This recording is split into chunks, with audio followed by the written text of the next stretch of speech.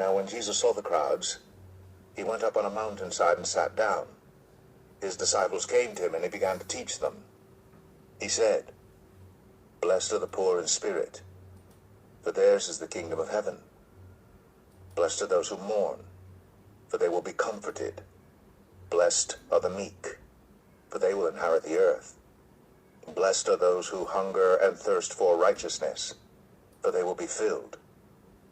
Blessed are the merciful, for they will be shown mercy. Blessed are the pure in heart, for they will see God. Blessed are the peacemakers, for they will be called children of God. Blessed are those who are persecuted because of righteousness, for theirs is the kingdom of heaven. Blessed are you when people insult you, persecute you, and falsely say all kinds of evil against you because of me. Rejoice and be glad, because great is your reward in heaven, for in the same way they persecuted the prophets who were before you. You are the salt of the earth. But if the salt loses its saltiness, how can it be made salty again? It is no longer good for anything except to be thrown out and trampled underfoot. You are the light of the world. A town built on a hill cannot be hidden.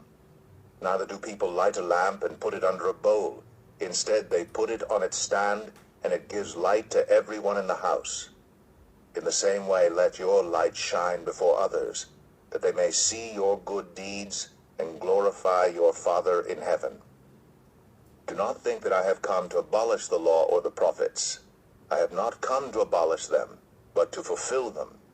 For truly I tell you, until heaven and earth disappear, not the smallest letter, not the least stroke of a pen, will by any means disappear from the law until everything is accomplished. Therefore, anyone who sets aside one of the least of these commands and teaches others accordingly will be called least in the kingdom of heaven. But whoever practices and teaches these commands will be called great in the kingdom of heaven. For I tell you that unless your righteousness surpasses that of the Pharisees and the teachers of the law, you will certainly not enter the kingdom of heaven. You have heard that it was said to the people long ago, "You shall not murder, and anyone who murders will be subject to judgment." But I tell you that anyone who is angry with a brother or sister will be subject to judgment. Again, anyone who says to a brother or sister, "Raka," is answerable to the court, and anyone who says, "You fool," will be in danger of the fire of hell. Therefore, if you are offering your gift at the altar, and there remember that your brother or sister has something against you, leave your gift there in front of the altar. First go and be reconciled to them, then come and offer your gift. Settle matters quickly with your adversary who's taking you to court. Do it while you're still together on the way, or your adversary may hand you over to the judge, and the judge may hand you over to the officer, and you may be thrown into prison. Truly I tell you, you will not get out until you have paid the last penny. You have heard that it was said, "You shall not commit adultery." But I tell you that anyone who looks at a woman lustfully has already committed adultery with her in his heart. If your right eye causes you to stumble, gouge it out and throw it away. It is better for you to lose one part of your body than for your whole body to be thrown into hell. And if your right hand causes you to stumble, cut it off and throw it away. It is better for you to lose one part of your body than for your whole body to go into hell.